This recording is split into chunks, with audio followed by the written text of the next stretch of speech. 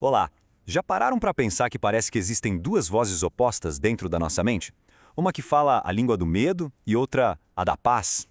Pois é, nesta análise de As Dádivas do Reino, que é o capítulo 7 de Um Curso em Milagres, a gente vai mergulhar exatamente nisso. O texto nos dá um verdadeiro mapa para a gente entender esses dois caminhos e, mais importante, como escolher conscientemente o caminho da paz. Ok, vamos direto ao ponto central, a essa questão fundamental. Dentro da nossa mente, é como se existissem dois locutores falando ao mesmo tempo. O curso nos mostra que a voz que a gente decide sintonizar a cada momento é o que vai definir toda a nossa experiência, se ela vai ser de medo e conflito ou de paz e união. Vamos começar falando da primeira voz, a do ego. O curso apresenta o ego não como uma coisa, mas como um sistema de pensamento inteiro. É a lógica da separação. É aquela voz interna que fica nos dizendo que estamos sozinhos, que a vida é uma competição e que estamos fundamentalmente divididos uns dos outros.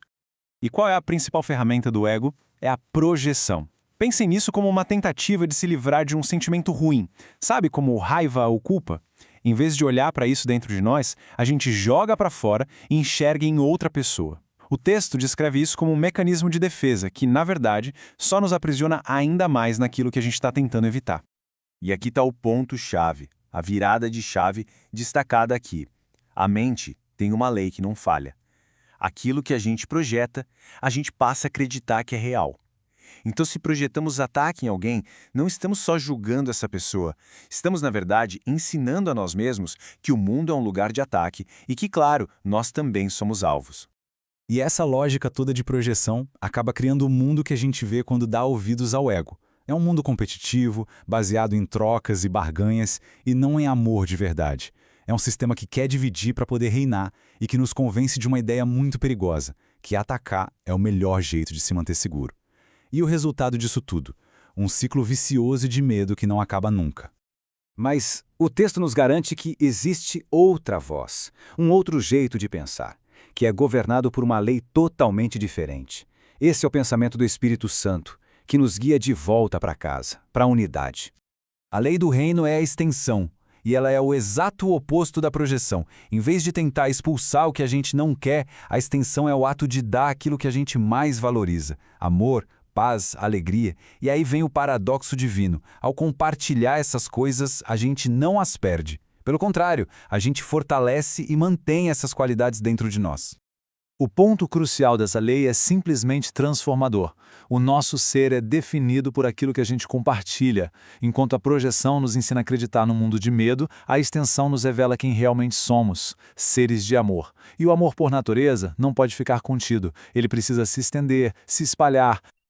Olhem só, este quadro resume perfeitamente os dois caminhos. De um lado, a lei do ego, projetar para se livrar, o que resulta em escassez e conflito.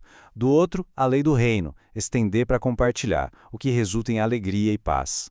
Uma nos leva à privação, a outra à abundância. A escolha de qual princípio vai governar nossa mente é sempre, sempre nós. Certo. Então, como a gente constrói a ponte entre esses dois mundos tão diferentes? A resposta, segundo o curso, está na cura. Mas a palavra cura aqui tem um significado muito específico, muito profundo. O curso nos convida a repensar totalmente o que significa curar, seja a nós mesmos ou aos outros. A questão não é sobre corpos, é sobre mentes. A verdadeira cura, então, nada mais é do que uma correção na nossa percepção.